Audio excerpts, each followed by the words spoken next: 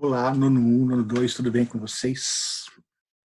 Vamos lá, então, regravando a nossa aula da semana, porque eu tinha gravado já a primeira vez e deu problema, não sei, o áudio ficou muito ruim, não dava para ouvir nada, eu acabei tendo que excluir a aula e gravar novamente. Mas, agora dessa vez parece que o problema está resolvido, agora vai. Então, vamos dar início à nossa aula aqui, porque eu tinha programado uma duração de aula, mas não vai ficar legal, eu vou ter que dividir a aula provavelmente em duas. Vai depender de quanto tempo demorar, mas provavelmente eu não vou conseguir terminar hoje a tempo de ficar uma duração tranquila para vocês. Se eu for até o fim, vai ficar pesado, então talvez que a gente deixe um pouquinho para outra semana. Mas vamos ver. Em primeiro lugar, a gente vai falar, então, dando continuidade nos nossos modelos eletrônicos, a gente vai falar sobre uma invenção chamada ampola de Crookes, inventada por William Crookes, um cientista inglês que viveu ali no século XIX, entre o século XIX e início do século XX. O cientista inglês William Crookes criou um experimento que consistia em uma ampola de vidro preenchida com gases. Então, uma ampola tinha gases dentro, e dentro dessa ampola circulavam raios luminosos que saíam de um eletrodo negativo em direção a um positivo, um cátodo em relação a um ânodo. Para que serve isso? A gente vai ver no decorrer da aula o que foi demonstrado na ampola de Crookes e a gente vai comparar depois com o que vai vir acontecendo depois. Mas a ampola de Crookes foi o início para uma série de coisas, tá? Então, é uma ampola de vidro com raios que saem de um cátodo em direção a um ânodo, saem de um eletrodo negativo em direção ao positivo. Então, esses raios luminosos vão de um lado ao outro, mas ele ainda não sabia o que eram esses raios luminosos exatamente. Além disso, também passava corrente elétrica por dentro dessa ampola, não eram só raios luminosos, ao mesmo tempo que tinha raios luminosos, tinha uma corrente elétrica. O objetivo que ele queria com isso era explicar a condutividade elétrica dos gases, como os gases conduziam eletricidade. Mas aí, com os resultados que ele obteve, esse experimento acabou servindo para muita coisa muito além disso. Ao se chocarem, então, com uma tinta fluorescente que estava dentro dessa ampola, esses raios brilhavam, deixando claro que eles tinham carga elétrica, porque essa tinta fluorescente ela reage com eletricidade. E também fica claro que essa carga era negativa. Tá? Então, ele concluiu que a eletricidade não apenas tinha carga, ou seja, a eletricidade não era uma coisa neutra, mas também que toda a matéria tinha natureza elétrica. Toda a matéria. Tudo tem natureza elétrica. Então, daí vem a importância da ampola de Crookes. Tá? Daí veio o início da noção que a gente tem hoje de que tudo tem natureza elétrica. Por quê? Porque hoje a gente sabe que o átomo tem eletricidade dentro dele. Ok? Então aqui eu tenho um link para um vídeo do YouTube que explica a ampola de Crookes. Presta atenção, esse link vai estar na descrição do vídeo no YouTube, tá? Vai estar na descrição ali embaixo. Eu vou tentar no momento botar esse vídeo agora para rolar para vocês. Ele é rapidinho, ele é 1 minutinho de vídeo só. Ele está todo em inglês, mas eu tento explicar para vocês mais ou menos. Vou ver se vai ser possível eu fazer isso. Vamos lá, share screen. Aqui, este aqui, deu. Então, é um vídeo antigo já, mas o tiozinho aí de cientista vai tentar explicar para vocês como ele vai estar falando em inglês. Eu não sei nem se vai sair o som aí para vocês, mas eu explico daqui também, ok? Vamos lá, então.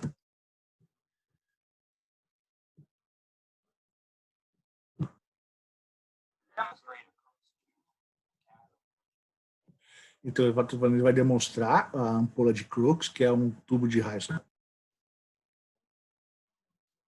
Ele precisa de uma fonte de energia de alta voltagem. Ele precisa da ampola de Crookes, que é esse tubo de vidro, que tem um metal catódico e um metal anódico, ou seja, um eletrodo positivo e um eletrodo negativo, os dois metálicos.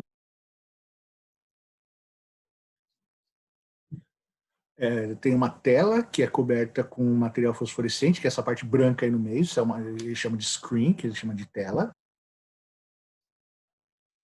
e ela vai ser iluminada quando ela for bombardeada com um elétron. E um ímã em barra. Quando eu ligo a tela,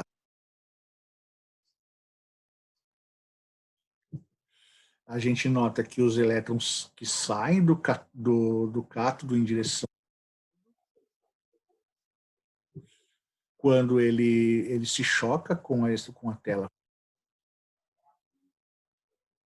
nós podemos ver o raio catódico. Então, isso que a gente está vendo é o raio catódico, são os cátodos saindo de um eletrodo para outro, e eles batem nessa tela e formam esses raios. Okay? Isso, então, é o fluxo de elétrons iluminado. É isso que ele está explicando. Isso aí que você está vendo é o fluxo de elétrons iluminado. Nós podemos usar o ímã para mostrar o desvio desse fluxo. Por que acontece isso? Porque a gente já aprendeu que as cargas semelhantes se repelem, as cargas opostas se atraem. Então, o que ele está fazendo? Ele está aproximando o polo negativo desse ímã desse feixe de elétrons que também é negativo. E aí o que acontece? O feixe de elétrons se desloca para cima, ele se afasta do ímã.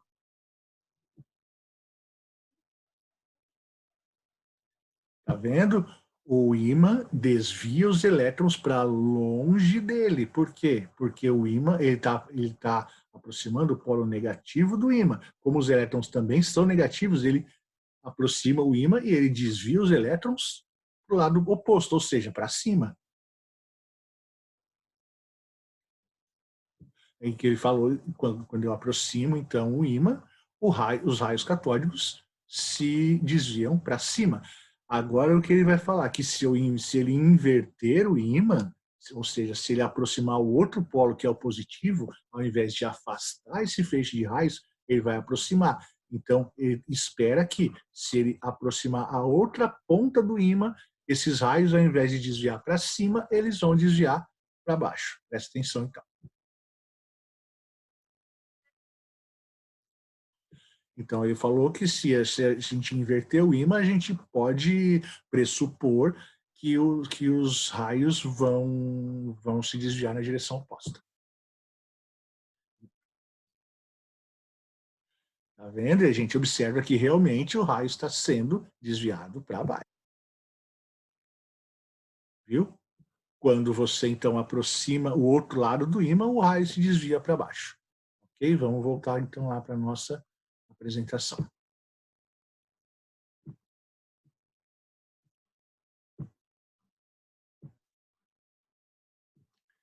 É isso, então, que temos naquele vídeo lá.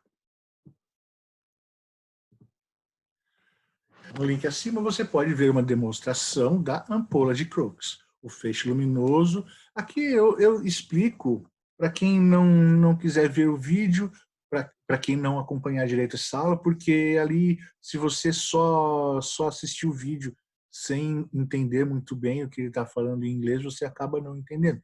Então, aqui eu estou dando uma explicação do que está acontecendo naquele vídeo lá, mas eu não vou explicar de novo essa tela porque eu já expliquei ali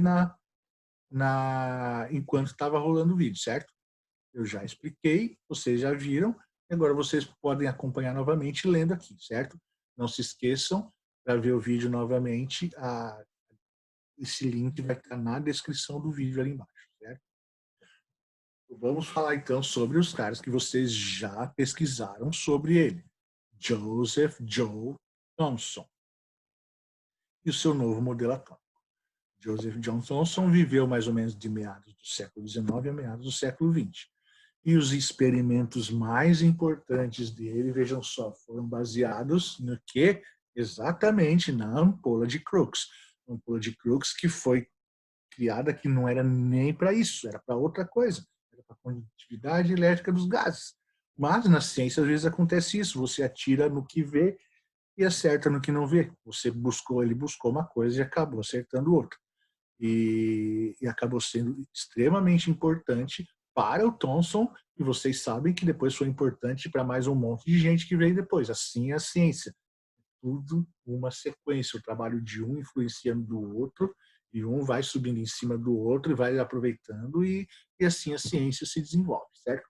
Em um desses experimentos, o Thomson inseriu 2 eletrodos na ampola, a mesma ampola de Crookes, um positivo e um negativo, e percebeu que os raios católicos sofriam um desvio igual ali do ímã, sempre para o mesmo lado, sempre se afastando do eletrodo negativo e se aproximando do eletrodo positivo, certo?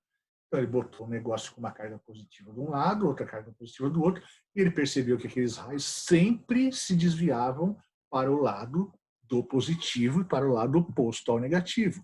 Então ele concluiu o quê? Primeiro, que os raios catódicos eram cargas elétricas negativas, porque negativa se aproxima da positiva. E os raios catódicos eram cargas elétricas negativas conduzidas por partículas da matéria, eles não eram conduzidos por energia, e sim por matéria. Matéria é o que? Átomos. Então, ele concluiu, vejam só, já começou aí a divergir do nosso querido anterior lá, o Dalton. O Dalton dizia que os átomos eram esferas maciças. Aqui não, o Thomson, ele já diz que os átomos, eles carregam cargas elétricas negativas. E todas essas partículas eram parte constituinte da matéria e eram idênticas. Então aí, nesse caso, ele concorda com o John Dalton, que todos os átomos são idênticos. Hoje a gente sabe que não é. Mas ele discordou do Dalton quando o Dalton dizia que os átomos eram esferas maciças.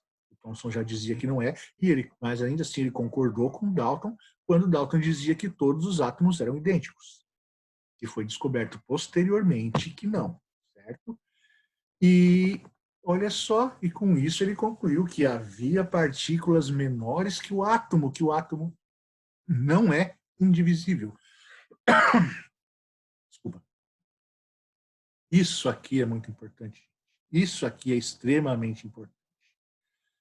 Joseph John Thomson, o primeiro cara a dizer que o átomo não é indivisível.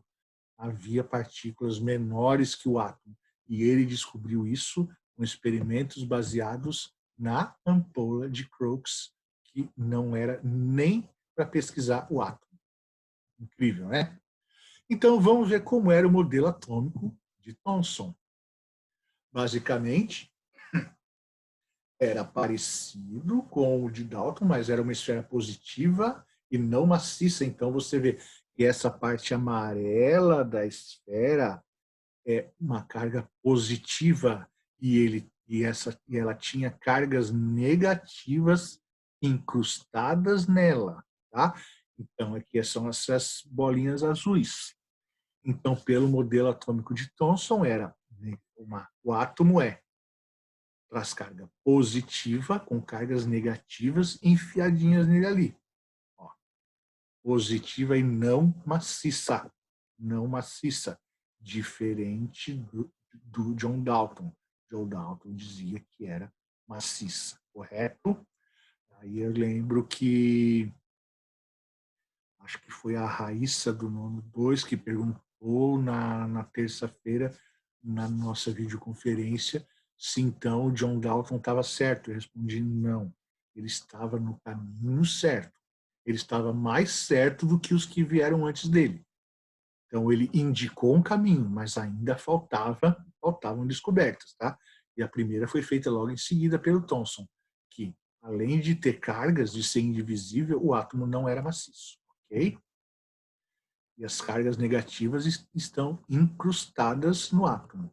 Olha só, isso foi comparado com, assim como o modelo do John Dalton foi comparado com a bola de bilhar, o modelo atômico do Thomson, na época, foi comparado com um pudim de passas, onde o pudim é a parte positiva, a massa do pudim ali é a carga positiva, e as passas são as cargas negativas incrustadas nele, certo? É isso. Aí vieram outros. Rontgen, Becquerel, Marie Curie, Pierre Curie, que falaram sobre radiação e radioatividade.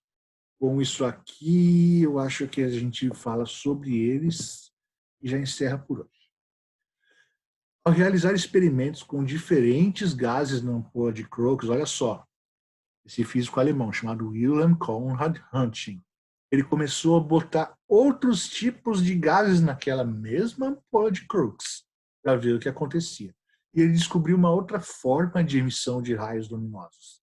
Esses raios, ele descobriu que eles podiam atravessar objetos opacos e sensibilizar chapas fotográficas. Quer dizer o quê? Raios luminosos, gente, você sabe que um raio luminoso não atravessa um objeto opaco, um raio luminoso não atravessa uma porta, não atravessa uma parede, não atravessa, mal atravessa uma folha de papel. Só que o Röntgen descobriu que algumas emissões de raios luminosos podiam sim atravessar alguns objetos opacos, não todos, e ao bater numa chapa fotográfica, naquela época já existia fotografia, ele conseguia sensibilizar. Como ele não sabia de onde vinham esses raios, ele chamou de raios X, que até hoje é um nome popular da radiografia. Foi com base nessa descoberta do Röntgen que foi inventada a radiografia, só que ela não foi inventada pelo Röntgen, ela foi inventada também posteriormente, como a gente vem falando, tudo aqui, todas as descobertas servem para alguma coisa mais na frente. Nesse caso também, olha só, o Röntgen descobriu os raios X, mas não descobriu a radiografia, não inventou a radiografia. Ele descobriu os raios, mais tarde foi descoberto que ele podia ser usado para fazer a radiografia, certo? A descoberta dele, assim, um monte de cientistas ficaram fascinados no mundo todo. E eles começaram, vários cientistas começaram a investigar esse fenômeno do raio-x. Um desses cientistas, olha só, Einstein era alemão. Um desses cientistas foi na França, Antoine-Henri Becquerel. Ele, por acaso, ele descobriu que amostras de urânio também podiam emitir essas radiações e que essas radiações do urânio também podiam deixar marcas visíveis em filmes fotográficos. Ou seja, o urânio podia emitir radiação que, quando bate no filme fotográfico, quando você tirou aquele filme, ficava marcado com o que foi projetado lá do urânio. Tá? Então, vejam que a descoberta do Crookes foi usado pelo Röntgen, o Röntgen descobriu outra coisa que foi usado pelo Antoine Becquerel. E o Antoine Becquerel, não por acaso, mas ele era professor de um casal, Pierre e Marie Curie. E então, daí os experimentos do Becquerel foram ponto de partida para o Pierre e a Marie Curie. Eles eram casados, ele era francês, ela era polonesa, e os experimentos do Pierre e da Marie levaram à descoberta do rádio e do polônio, que são dois elementos químicos. A gente vai estudar com detalhes mais tarde o que é elemento químico. E eles descobriram também que esses dois elementos que eles descobriram, eles podiam também emitir radiações semelhantes às do urânio. E essa propriedade dessas radiações luminosas, que podem atravessar objetos opacos, que podem deixar marca em filmes fotográficos, eles chamaram isso de radioatividade, que é algo altamente utilizado até hoje e vai ser muito mais utilizado ainda no futuro. Então, vejam lá, mais uma vez a sequência. A gente começou aqui com o Crookes. O que o Crookes descobriu foi utilizado pelo... o Crookes inventou um negócio para trabalhar, para saber sobre condutividade elétrica dos gases, acabou descobrindo outra coisa. Aí a ampola dele foi usada pelo Röntgen, que começou a usar outros gases. Aí o Röntgen descobriu o raio-x.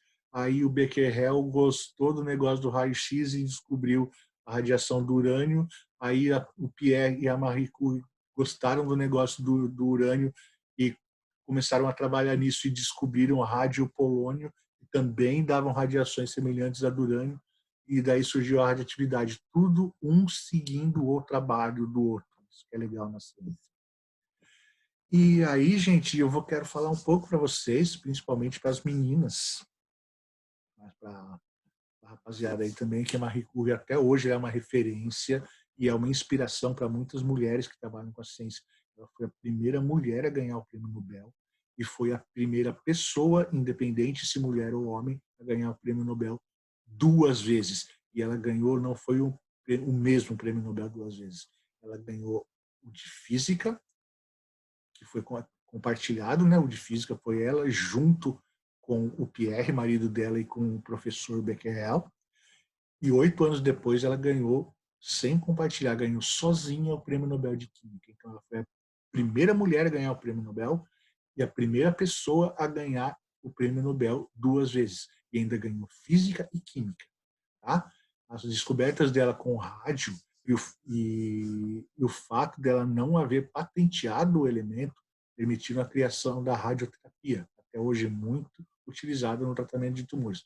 Por que o fato de não haver patenteado? Porque ela poderia descobrir o rádio e patentear e assim impedir outros cientistas de trabalhar com ele, porque todo mundo que quisesse fazer alguma coisa com esse elemento teria que pagar para ela. Mas ela, pelo bem da ciência, ela falou, não vou patentear. E assim, outros cientistas pelo mundo inteiro puderam trabalhar com o rádio e dessa forma descobriram que o rádio podia ser usado no tratamento do câncer, no tratamento de tumores. Tá? Tudo isso porque a Marie Curie não quis patentear a sua invenção, pelo bem da ciência, pelo bem da humanidade. Mas aí isso teve um problema, que até foi falado ali, que foi pelo Léo na nossa videoconferência, que com tanta dedicação ao trabalho, ela acabou morrendo de leucemia, causado pelo excesso de radiação a que ela foi submetida durante toda a vida dela. Tá? A gente entra agora em Rutherford, porém, como nós já temos aí uns 25 minutos de aula, galera, e a parte do Rutherford vai demorar um pouquinho mais, e a direção pediu para que a gente não trabalhasse mais com aulas tão longas, porque estava ficando meio cansativo para vocês. Então, eu vou interromper essa por aqui hoje. Eu não vou pedir atividades, porque as atividades estão no fim dessa apresentação, certo? As atividades estão lá no final, então vocês aguardem. Para a semana que vem a gente termina essa aula aqui e aí pede a atividade referente às 2 aulas.